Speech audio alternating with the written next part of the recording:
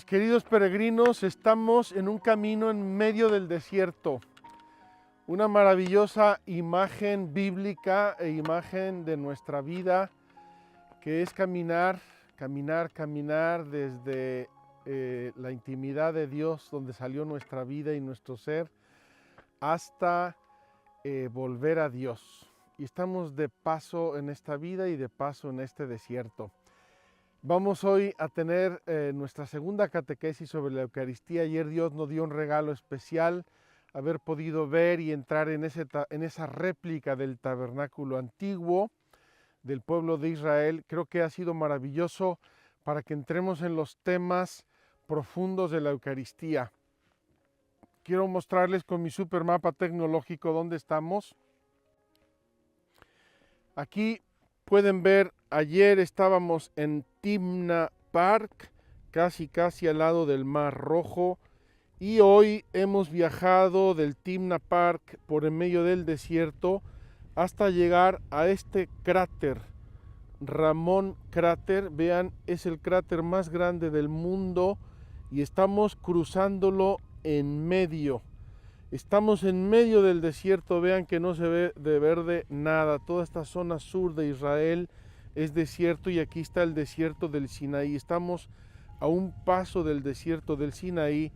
Podríamos decir de algún modo que estamos todavía de algún modo entre el Negev y el desierto del Sinaí. Vamos pues hoy a reflexionar en medio del desierto, con la imagen del pueblo de Israel, del tabernáculo, del maná, del sacerdocio de Aarón, con todo este amplio panorama que se nos abrió ayer. Vamos a tener hoy nuestra catequesis sobre la Eucaristía con el Catecismo de la Iglesia Católica.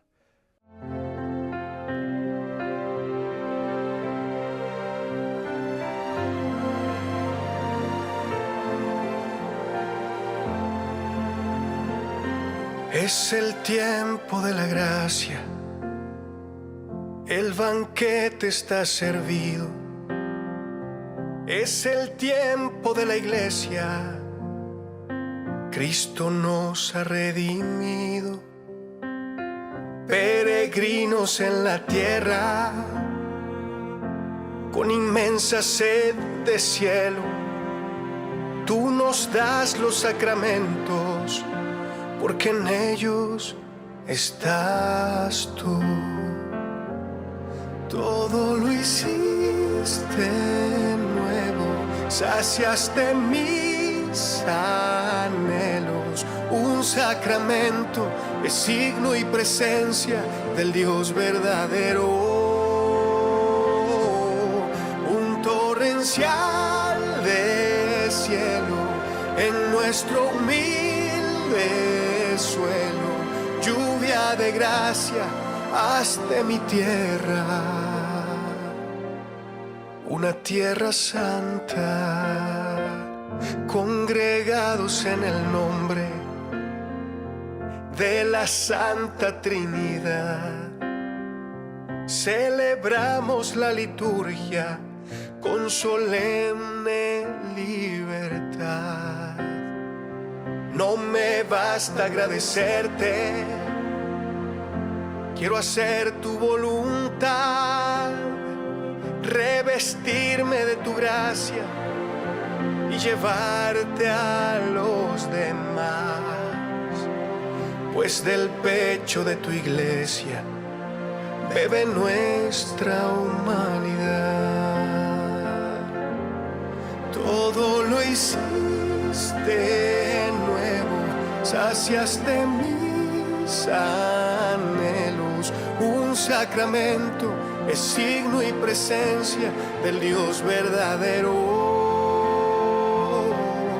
Un torrencial de cielo en nuestro humilde suelo, lluvia de gracia, haz de mi tierra una tierra santa.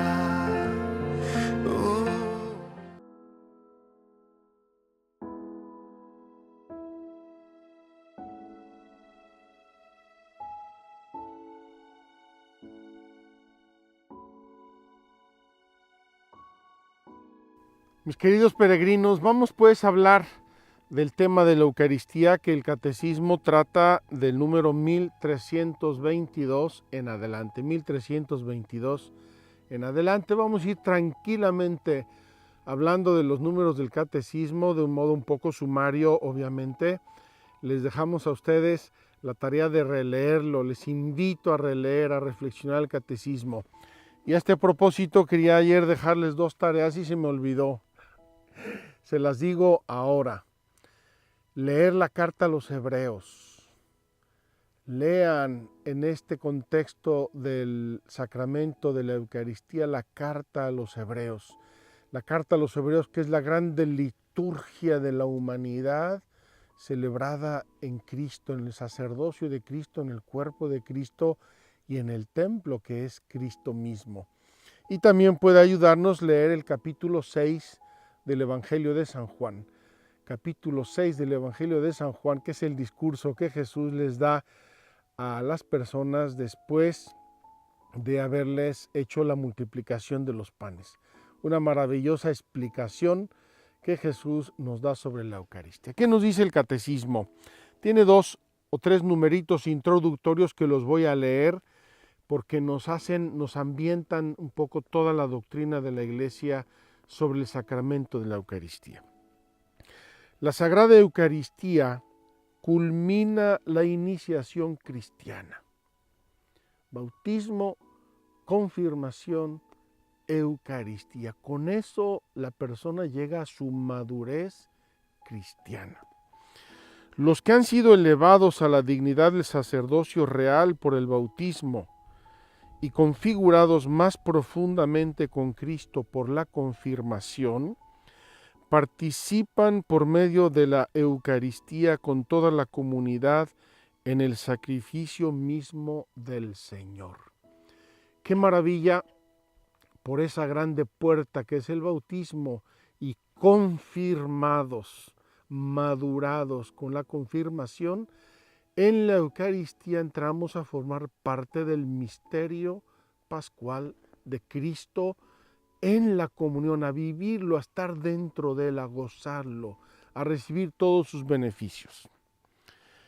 Nuestro Salvador en la última cena, la noche en que fue entregado, instituyó el sacrificio eucarístico de su cuerpo y de su sangre, para perpetuar por los siglos, hasta su vuelta, el sacrificio de la cruz y confiar así a su esposa amada, la Iglesia, el memorial de su muerte y resurrección, sacramento de piedad, signo de unidad, vínculo de amor, banquete pascual en el que se recibe a Cristo. El alma se llena de gracia y se nos da una prenda de la gloria futura. Queridos hermanos, cada una de estas frases la vamos a ir desmenuzando en nuestra catequesis. Importante, en la última cena. Ahí están las narraciones de los 3 evangelios sinópticos y de San Pablo que nos recuerdan los hechos, los gestos, las palabras de Cristo en el momento de instituir el sacramento de su amor. Y con él se nos deja, como dice aquí el Catecismo, el memorial, sacramento de piedad, signo de unidad, vínculo de amor, banquete pascual, que nos llena de gracia y que nos da la prenda de la gloria futura. Como ya les he dicho en alguna otra ocasión, la celebración de la misa es lo máximo que los seres humanos podemos hacer en esta tierra. Si damos un pasito más allá de la misa, ya entramos en la eternidad. Vamos pues a desarrollar nuestra catequesis. En primer lugar, la Eucaristía, fuente y culmen de la vida eclesial.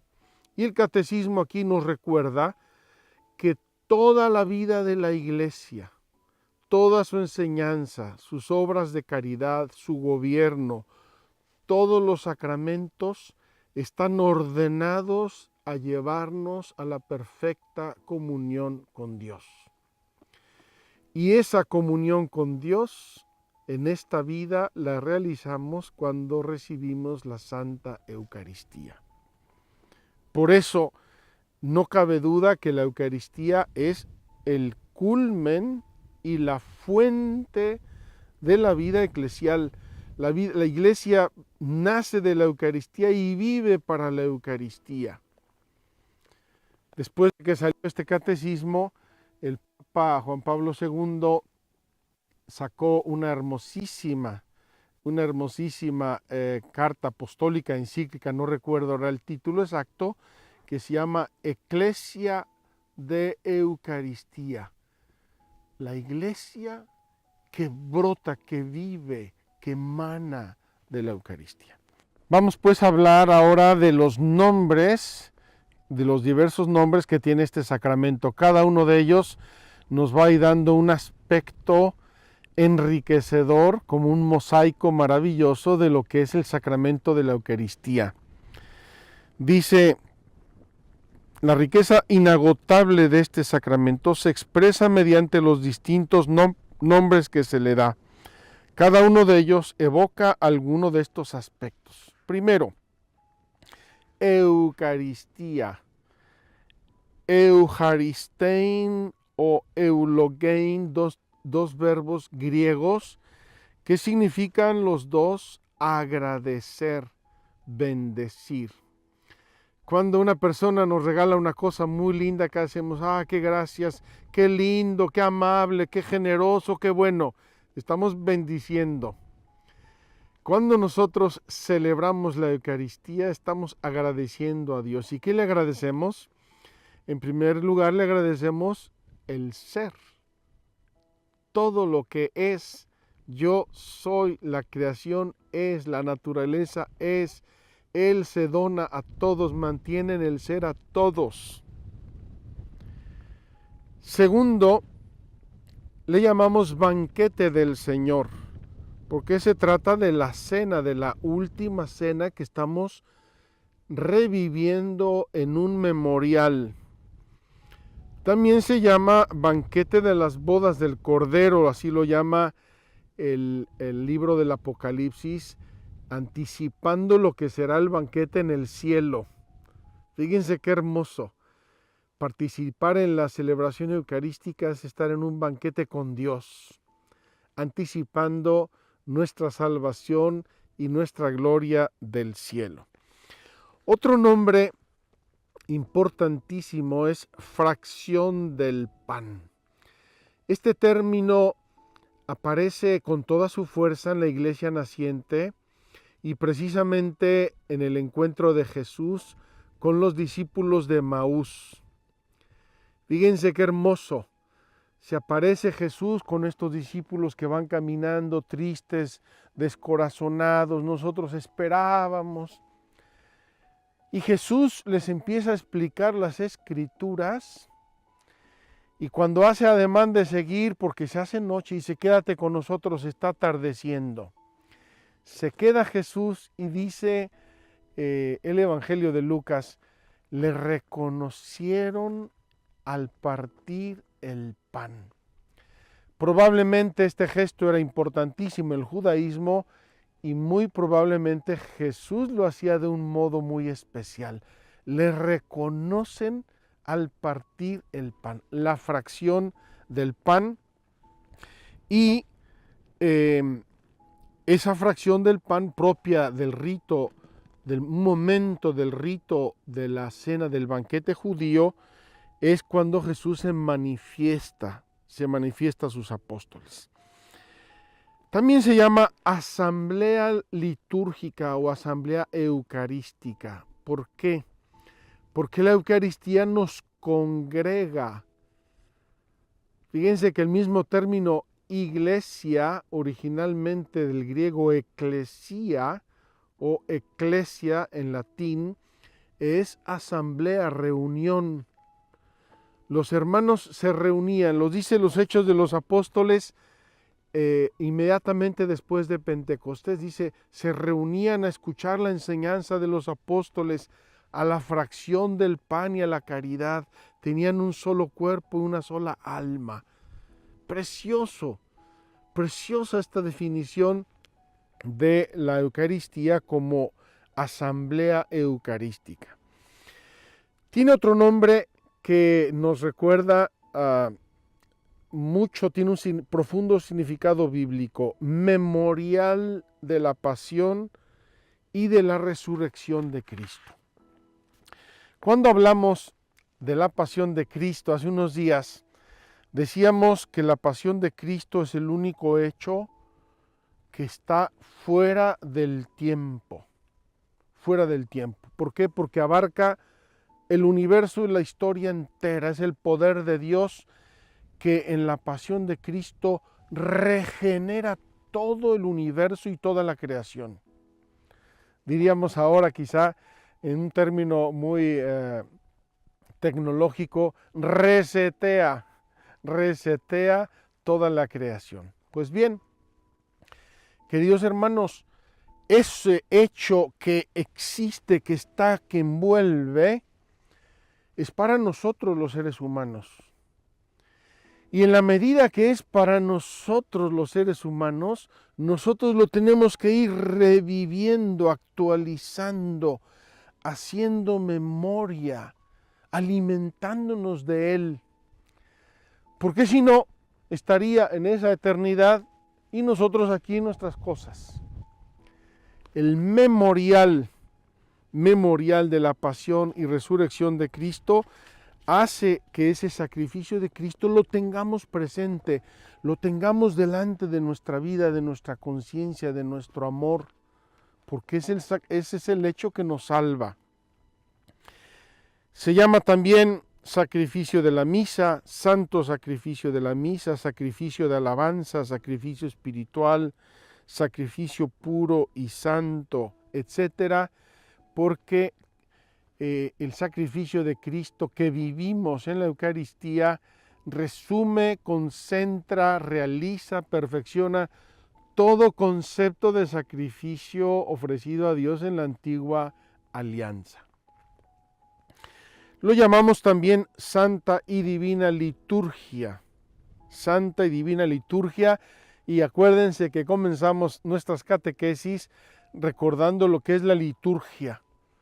Acción sagrada, acción de Dios que nos envuelve a nosotros, que nos invita a participar y que eleva todo eso para alabanza de Dios. Acción sagrada. Lo llamamos también Santísimo Sacramento porque de algún modo, si podemos así decir, es el sacramento que resume y concentra todos los demás.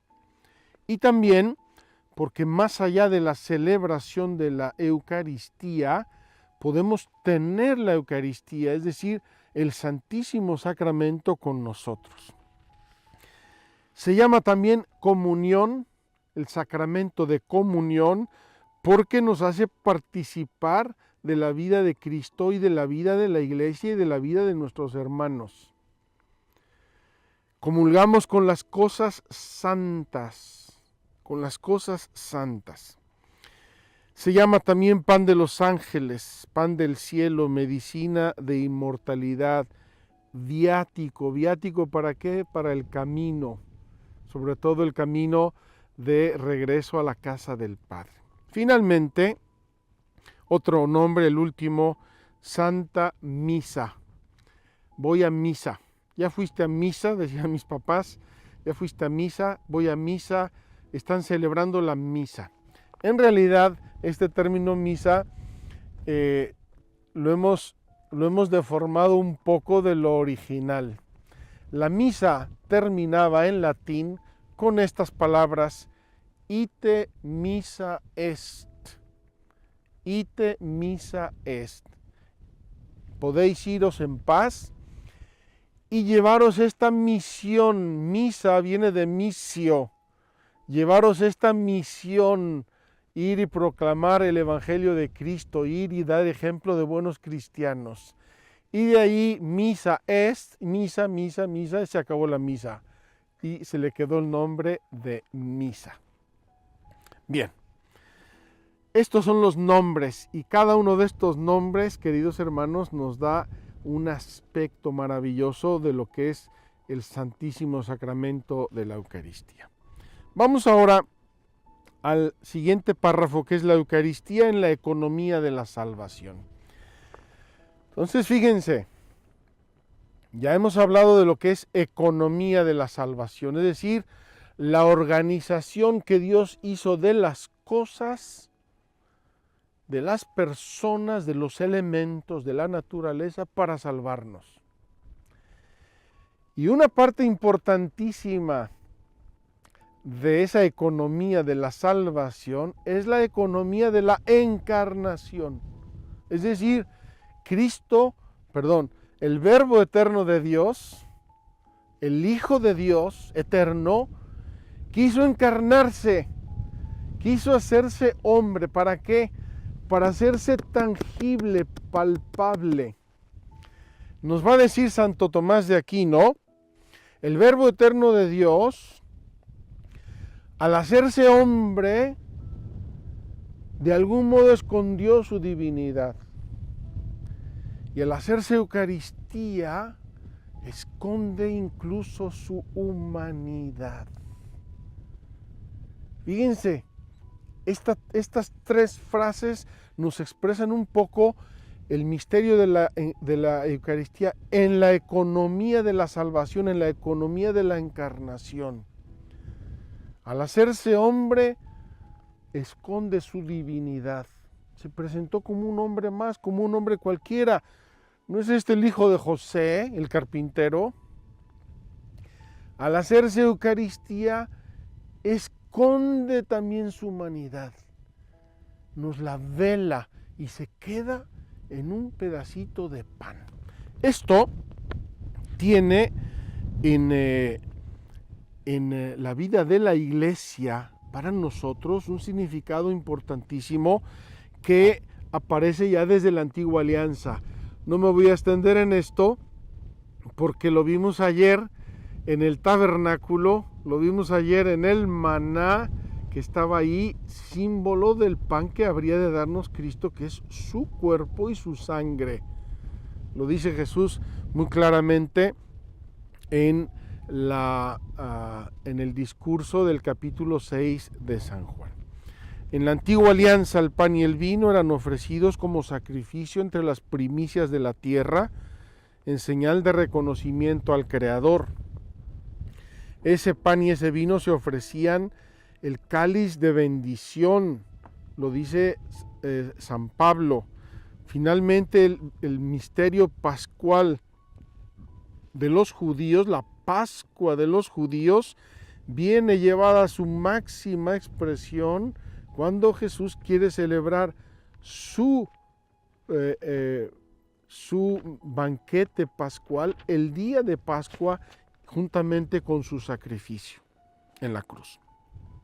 Los milagros de la multiplicación de los panes y de los peces anticipan ese misterio y le dan ocasión a Jesús para explicarnos lo que va a hacer en el futuro la Eucaristía. Igualmente, el primer milagro que revela la divinidad de Jesús es las bodas de Caná, donde del agua saca vino. Está anticipando el misterio de la Eucaristía. Y obviamente la pasión de Cristo, su glorificación o su elevación, como ya hemos dicho, es el misterio eucarístico por excelencia. Cuando se divide cuerpo y sangre, se dividen en la cruz y están expresando lo que Jesús celebró el día anterior en la última cena. Las narraciones, como ya les dije, de la Eucaristía son maravillosas. Los tres sinópticos y San Pablo nos las refieren con lujo de detalles. Y Jesús escoge precisamente la Pascua para realizar lo que había anunciado en Cafarnaún a sus discípulos: darnos su cuerpo y su sangre. Voy a leer el texto de San Lucas, que es precioso. Lucas 22, 7 a 20. Lucas 22, 7 a 20. Llegó el día de los ázimos, en el que se había de inmolar el cordero de Pascua. Jesús envió a Pedro y a Juan diciéndoles: id y preparadnos la Pascua para que la comamos. Fueron y prepararon la Pascua. Llegada la hora, se puso a la mesa con los apóstoles y les dijo: con ansias he deseado comer esta Pascua con vosotros antes de padecer, porque os digo que ya no la comeré más hasta que haya su cumplimiento en el reino de Dios. Y tomó pan, dio gracias, lo partió y se lo dio diciendo: esto es mi cuerpo que va a ser entregado por vosotros. Haced esto en recuerdo mío. De igual modo, después de cenar, tomó el cáliz diciendo: este cáliz es la nueva alianza en mi sangre, que va a ser derramada por vosotros. Queridos hermanos, cómo los apóstoles, la iglesia primitiva, guiados, instruidos por el Espíritu Santo, conservaron estos gestos y son el núcleo de la misa que se ha celebrado desde el día 1 hasta el día de hoy, y seguirá celebrándose así, porque la iglesia no puede y no quiere cambiar nada de lo que Jesucristo instituyó. Al celebrar la última cena con sus apóstoles en el transcurso del banquete pascual, Jesús dio su sentido definitivo a la Pascua judía. Recuerden la Pascua judía en Egipto, la última de las plagas. Jesús mandó, Dios Yahvé mandó matar un cordero con toda una serie de condiciones y coger la sangre del cordero y ponerla en la puerta de los hijos de Israel, para que cuando pasara el ángel exterminador reconociera a las casas de los israelitas y pasara adelante y no les hiciera daño. Y esa Pascua marca la huida de Egipto, es decir, la huida de la esclavitud y el camino hacia la tierra prometida. Haced esto en memoria mía. Cuando Jesús a sus gestos y palabras añadió esta frase, instituyó el sacramento de la Eucaristía e instituyó el sacramento del sacerdocio, del orden sacerdotal. ¿Por qué? Porque nos dejó los gestos y las palabras y con ello nos dejó el mandato. Es decir, háganlo, tienen que hacerlo. Con esto yo voy a estar siempre con ustedes. Requiere la celebración litúrgica, dice el mandamiento de Jesús de repetir sus gestos y sus palabras hasta que venga. No exige solamente recordarse de Jesús y de lo que dice e hizo. Requiere la celebración litúrgica por los apóstoles y sus sucesores del memorial de Cristo, de su vida, de su muerte, de su resurrección y de su intercesión junto al Padre. Fíjense qué maravilla. Jesús nos deja ese mandato, es decir, nos deja el poder de hacerlo, lo instituye, se lo deja a los apóstoles. Y eso implica que los apóstoles van a arropar ese gesto para celebrarlo litúrgicamente. Y dice, con esto celebran el memorial de Cristo, de su vida, de su muerte, de su resurrección y de su intercesión junto al Padre. Es bellísima. Después de la consagración, el sacerdote dice: este es el misterio de nuestra fe, o este es el sacramento de nuestra fe. Anunciamos tu muerte, proclamamos tu resurrección. Ven, Señor Jesús, ven de donde estás, ven del cielo donde estás intercediendo por nosotros a la derecha del Padre. Ven del cielo donde eres el sumo sacerdote de la alianza nueva y eterna, de la que sale la santidad, la gracia, el amor, el poder, la intercesión. Desde el comienzo de la iglesia, la iglesia fue fiel a la orden del Señor. De la iglesia de Jerusalén se dice lo siguiente, cito los Hechos de los Apóstoles. Acudían asiduamente a la enseñanza de los apóstoles, fieles a la comunión fraterna, a la fracción del pan y a las oraciones.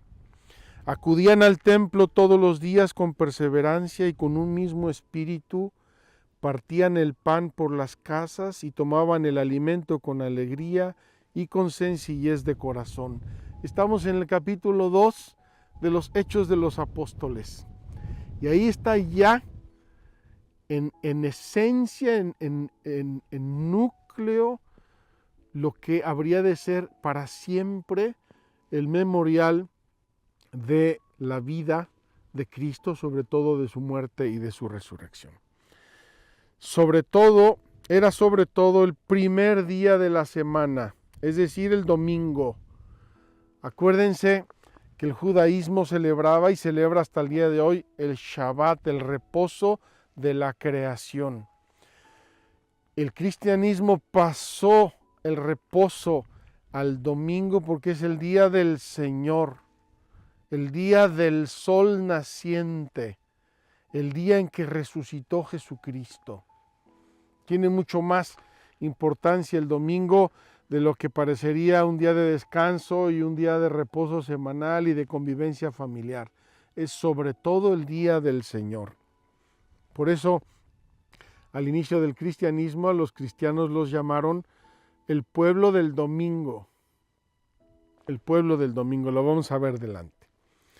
Así, de celebración en celebración, anunciando el misterio pascual de Jesús hasta que venga, el pueblo de Dios peregrinante camina por la senda estrecha de la cruz y por eso venimos aquí al desierto a caminar por esta senda estrecha hasta el banquete celestial, donde todos los elegidos se sentarán a la mesa del reino.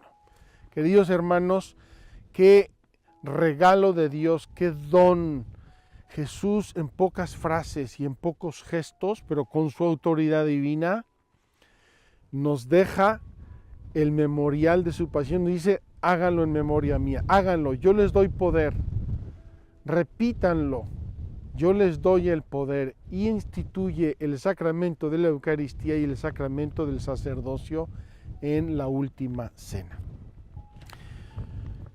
No sé cómo andamos de tiempo, Paola, no quiero extenderme más de lo necesario, pero tenemos todavía vamos a ponernos por aquí para que vean nuestros peregrinos otro paisaje, otro paisaje del desierto.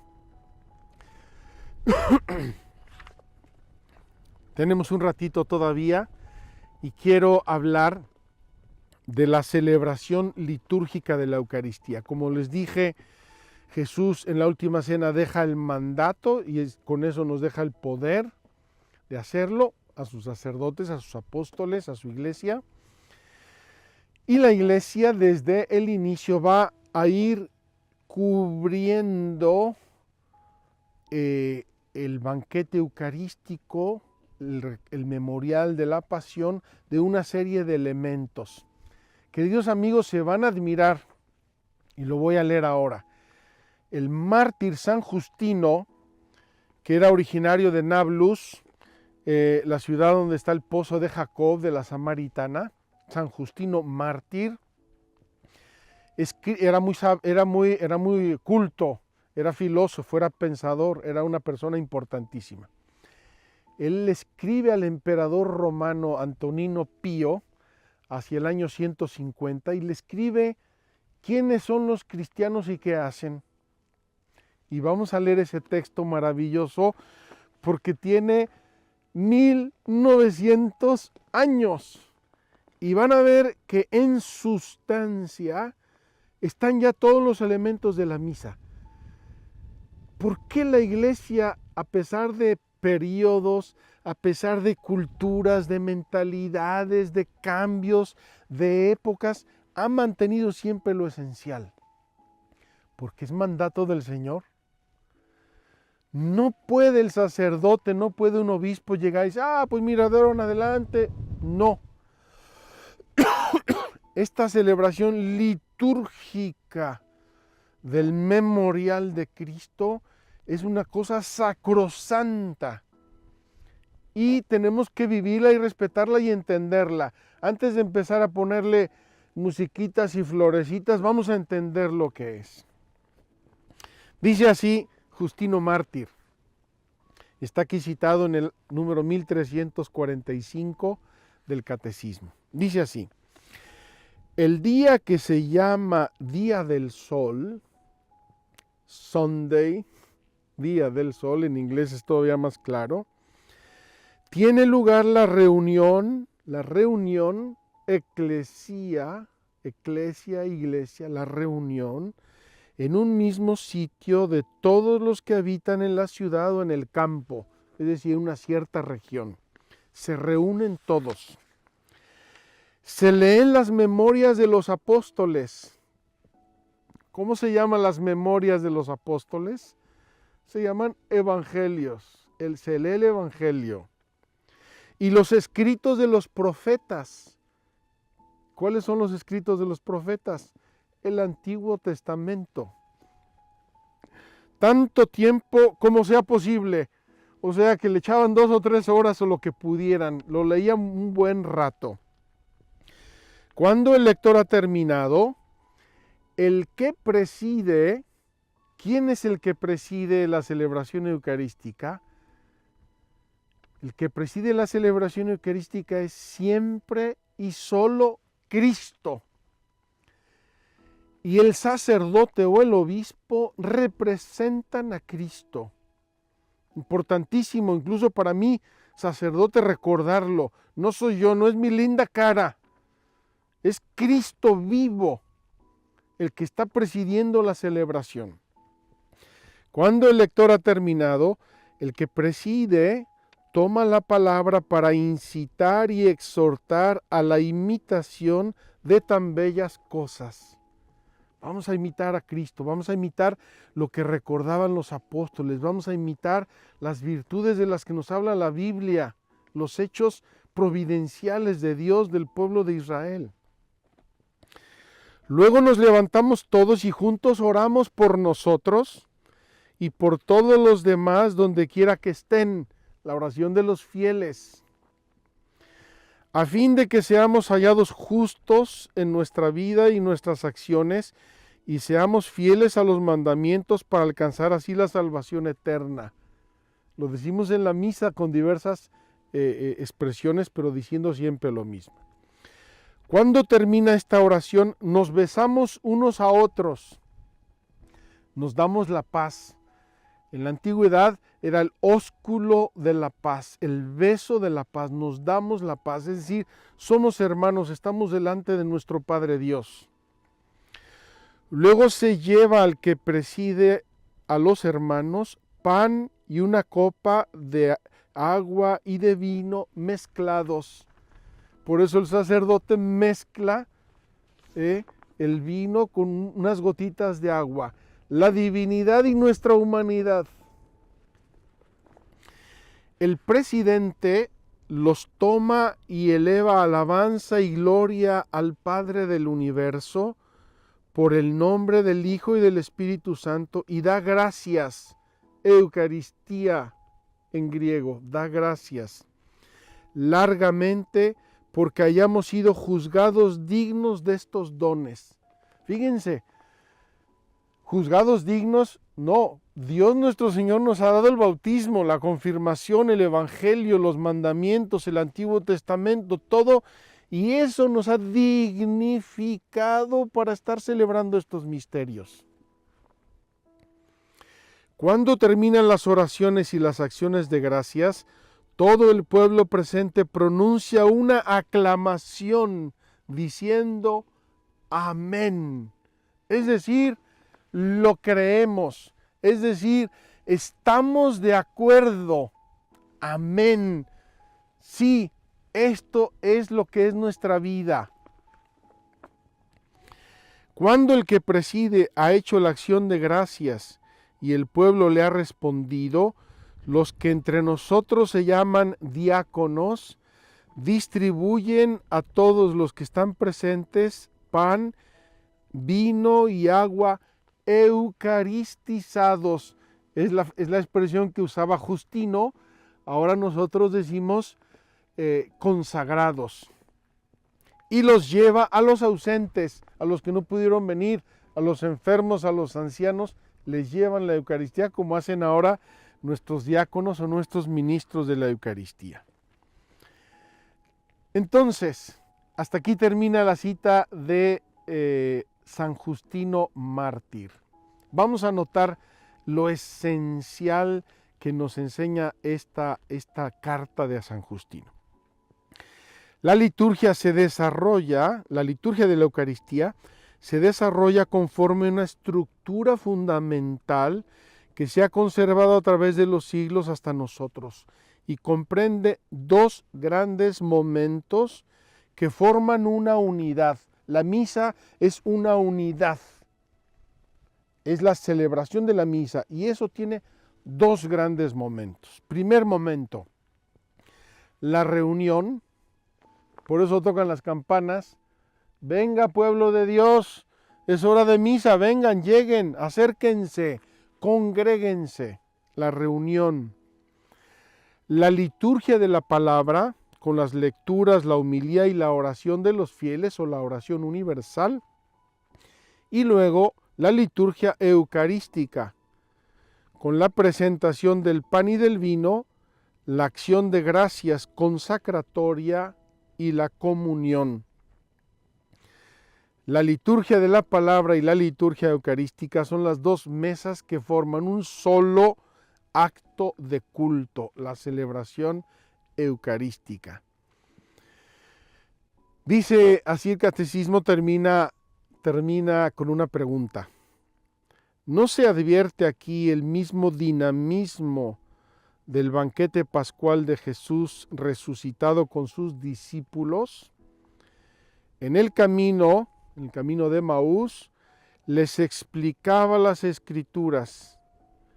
Luego, sentándose a la mesa con ellos, tomó el pan, pronunció la bendición, lo partió y se lo dio. Queridos peregrinos, qué maravilla, qué regalo. Jesús en la última cena hace unos gestos.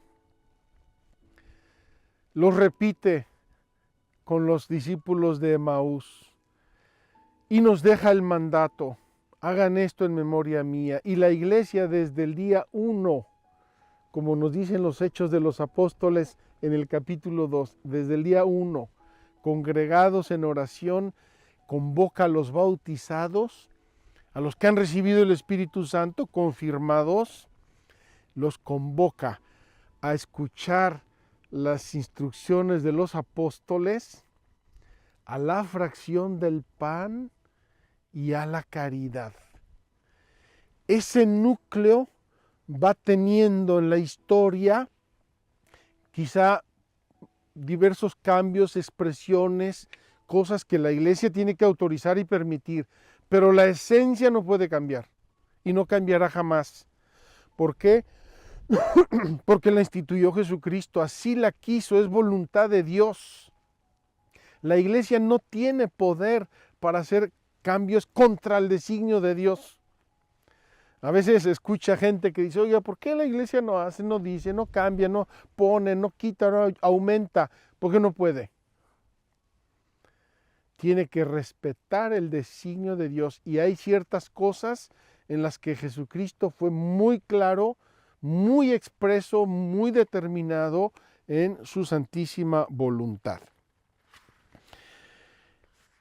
No voy a extenderme más, simplemente porque vamos a ver también mañana otros elementos.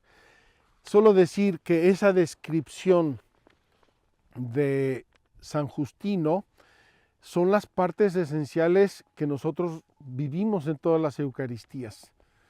A ver si mañana con el misal en la mano les voy diciendo estas partes. Están aquí expresadas del número 1348 al 1355.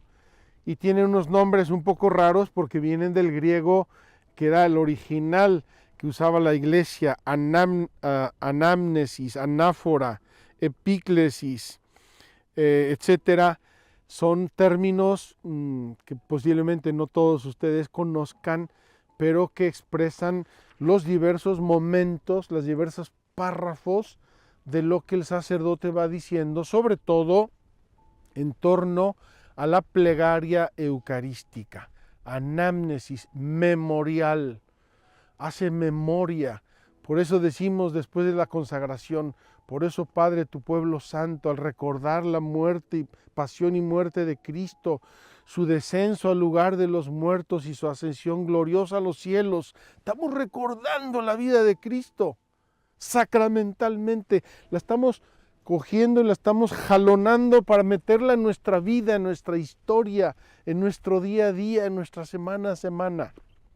Anamnesis, la epíclesis, cuando el sacerdote, imponiendo las manos, invoca al Espíritu Santo. Ven, manda al Espíritu Santo, Señor, a santificar estas ofrendas para que se conviertan en el cuerpo y la sangre de Cristo. Y entonces el sacerdote empieza la consagración.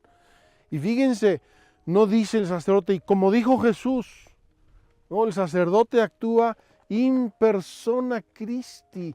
Es Cristo que está usando mi corazón, mi boca, mis palabras, mis gestos para hacer Él la consagración del pan y del vino, etcétera, etcétera, etcétera. Seguiremos mañana o el lunes nuestra catequesis porque es preciosa, es el centro de la vida cristiana.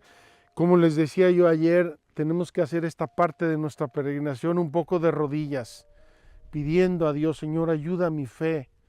Señor, ábreme el corazón para creer. Señor, que te vea detrás de gestos y de elementos tan sencillos, tan simples.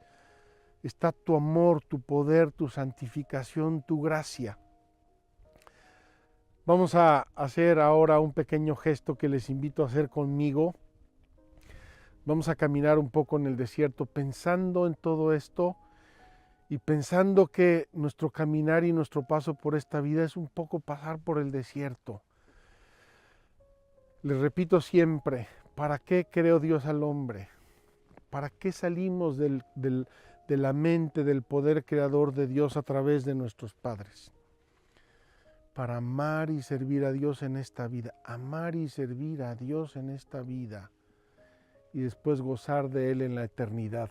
Y en ese paso, en ese tránsito, en esa peregrinación de la vida, necesitamos siempre la gracia de Dios, el pan de la Eucaristía, el pan de los ángeles, el maná, el alimento que solamente Dios nos puede dar y con el cual vamos a caminar hasta la eternidad. Vamos pues a caminar un poquito por el desierto. Acompáñenme, recojan su corazón y pídanle a Jesús con toda su alma: danos siempre de este pan. Danos siempre tu pan, Señor. Danos siempre el pan de eternidad. Danos el pan de ángeles para poder seguir por el camino del bien hasta la eternidad.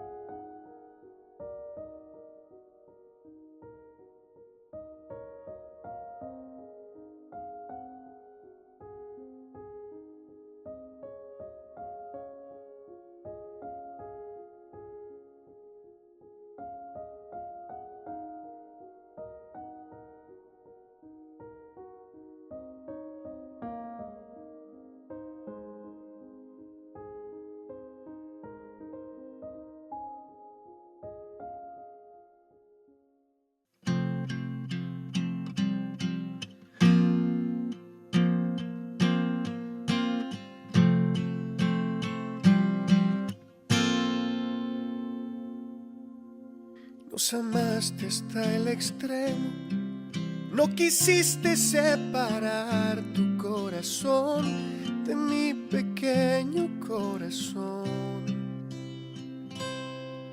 Hecho hombre decidiste acompañarme y por mí tú te entregaste hasta la muerte en esa cruz. Pero no fue suficiente para ti. No quisiste separarte de mí. Tú dijiste que estarías con nosotros cada día y ahora estás aquí, ahora estás aquí.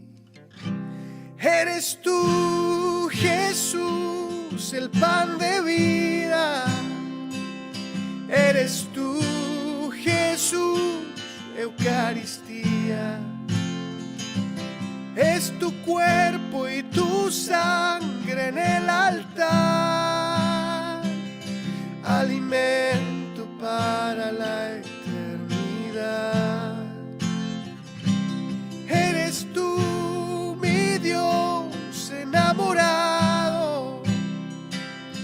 Eres tú, Jesús sacramentado.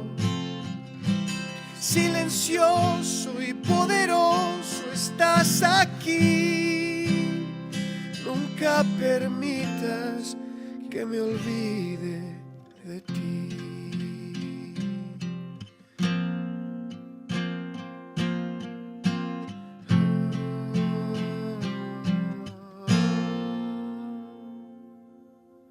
Entras en mi corazón para transformar mi vida. Puedo saborear el cielo, es la comunión.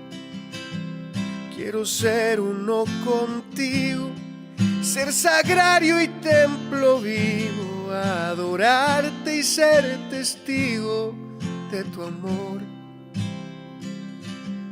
Tú dijiste que estarías con nosotros cada día y ahora estás aquí, ahora estás aquí. Eres tú, Jesús, el pan de vida. Eres tú, Jesús, Eucaristía.